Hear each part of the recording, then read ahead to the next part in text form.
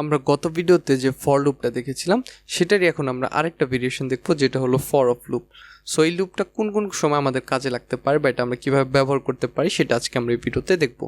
তো সর্বপ্রথম আমরা গত ভিডিওতে যে আমাদের যে অ্যারেটা ছিল সেই অ্যারেটাকে আমরা ব্যাক করে আনতেছি, অ্যান্ড এখন এই অ্যারেটার সাথে আমি ফর অফ লুপটা ইউজ করব। তো ফার্স্ট অফ অল আমাদের একটা বেসিক ফর লুপ নিতে হবে এবং সেখানে আমাদের একটা ভেরিয়েবল নিতে হবে। তো আমি ধরি লেট ফ্রুট নিলাম এবং সেখানে আমাদের অফ নামের এই কিওয়ার্ডটাকে ইউজ করতে হবে। করার পর আমাদের যে অ্যারেটার সাথে আমরা ফর অফ লুপটাকে ইউজ করতে চাই সেই অ্যারেটাকে আমাদের এখানে মেনশন করে দিতে হবে, সেই অ্যারেটাকে আমাদের এখানে বলে দিতে হবে। এখন আমরা এখানে এই যে ফ্রুটটা দেখতেছি, এই ফ্রুটটার ভিতর আমরা এখন প্রতিটা এলিমেন্টকে পাবো আমাদের এই অ্যারেটার। তো সেটা কেমন আমরা একটাবার কনসোলে প্রিন্ট করলে সেটা আরও ভালো করে বুঝতে পারবো। আমি যদি এখানে ফ্রুট ভেরিয়েবলটাকে এখন প্রিন্ট করি অ্যান্ড যদি এখন রিলোড করি, এই দেখেন এই ফ্রুট ভেরিয়েবলটার ভিতরে প্রতিটা এলিমেন্ট একবার করে ছিল। দ্যাট মিন্স আমাদের এই ফ্রুট ভেরিয়েবলটা ফার্স্ট টাইম অ্যাপেল ছিল, সেকেন্ড টাইম অরেঞ্জ ছিল, থার্ড টাইম ব্যানানা ছিল এবং এভাবে সে প্রতিটা এলিমেন্টের ভিতর দিয়ে ইটারেট করেছে। দ্যাট মিন্স এখানে আমাদের অ্যারেতে যতগুলো এলিমেন্ট থাকবে আমাদের এই লুপটা ততবার অটোমেটিকলি এক্সিকিউট হবে। এখন আমাদের এই ফর অফ লুপটা, এই লুপটা কিন্তু শুধুমাত্র অ্যারের জন্য কাজ করে না, এটা কিন্তু অ্যারে ছাড়াও আসলে স্ট্রিংয়ের ক্ষেত্রেও কাজ করে। তো অ্যাকচুয়ালি স্ট্রিং আর অ্যারে এটা ফ্যাক্ট না, স্ট্রিং কিনা অ্যারে কিনা এটা অ্যাকচুয়ালি ফ্যাক্ট না। ফ্যাক্ট হলো এটা আসলে একটা ইটারেবল এলিমেন্ট কিনা। তো ইটারেবল হলো সেই এলিমেন্টটা যেটার ভিতর দিয়ে অ্যাকচুয়ালি ইটারেট করা যায়। যেমন আমাদের এই অ্যারের ভিতর দিয়ে আমরা ইটারেট করতে পারি, প্রতিটা এলিমেন্টের ভিতরে ইটারেট করতে পারি।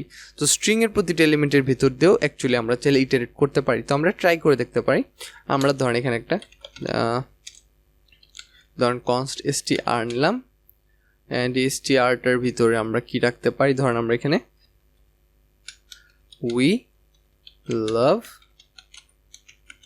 জাভাস্ক্রিপ্ট, আমরা এই সিম্পল এই স্ট্রিংটাকে রাখলাম। এখন আমরা চাচ্ছি যে আমরা এই স্ট্রিংয়ের প্রতিটা ক্যারেক্টার আছে, প্রতিটা ক্যারেক্টারের ভিতর দিয়ে ইটারেট করব। তো জাস্ট আমরা এখানে এটা এইভাবেই রাখতেছি, যেহেতু আমরা জাস্ট টেস্ট পারপাসে দেখতেছি। আমরা জাস্ট এখানে যদি এখন strকে মেনশন করে দিই তাহলে আমাদের এই ভেরিয়েবলটা এখন এই str প্রতি ক্যারেক্টার হিসাবে সে কাজ করবে। অ্যান্ড যদি আমি এখানে রিলোড করে দেখাই, দেখেন একদম প্রতিটা ইসের ভিতর দিয়ে, প্রতিটা ক্যারেক্টারের ভিতর দিয়ে অ্যাকচুয়ালি সে, বা প্রতিটা ইন্ডেক্সের ভিতর দিয়ে, অ্যাকচুয়ালি স্ট্রিংও কিন্তু ইন্ডেক্স বেসড। তো স্ট্রিংয়েরও লেন্থ প্রপার্টি আছে, স্ট্রিংয়েরও অ্যাকচুয়ালি ইন্ডেক্স আছে। তো প্রতিটা ইন্ডেক্সের ভিতর দিয়ে সে আসলে ইটারেট করছে।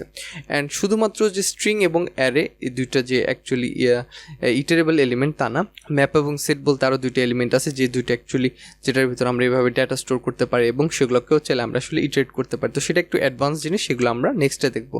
তো আশা করি সেই জিনিসগুলো আমি আপনাদের সামনে রিপ্রেজেন্ট করতে পারবো। সো ফর অফ লুপের জিনিসটাই হলো এটা, যে সে একটা ইটারেবল এলিমেন্টের ভিতর দিয়ে অটোমেটিকলি ইটারেট করবে। জাস্ট আপনাকে বলে দিতে হবে, তাহলে সেই জিনিসটার প্রতিটা এলিমেন্টের ভিতর দিয়ে সে একবার করে আপনাকে ইটারেট করে দিবে অটোমেটিকলি। সো আশা করি এই ভিডিওটা দেখে আপনারা ফর অফ লুপ সম্পর্কে সব কিছু খুব ভালো করে বুঝতে পারছেন। অ্যান্ড আপনাদের সবার জন্য একটা জিনিস আমি বলতে চাই, আপনাদের সবার কাছে আমি একটা জিনিস বলতে চাই, আমাদের এই সিরিজটা কিন্তু কেবলমাত্র শুরু। আমরা এই সিরিজটার শেষে আমরা কিছু রিয়েল ওয়ার্ল্ড প্রজেক্ট করব, যেখানে আমরা জাস্ট এই পিওর জাভাস্ক্রিপ্ট ইউজ করে আমরা কিছু বড় বড় প্রজেক্ট করব।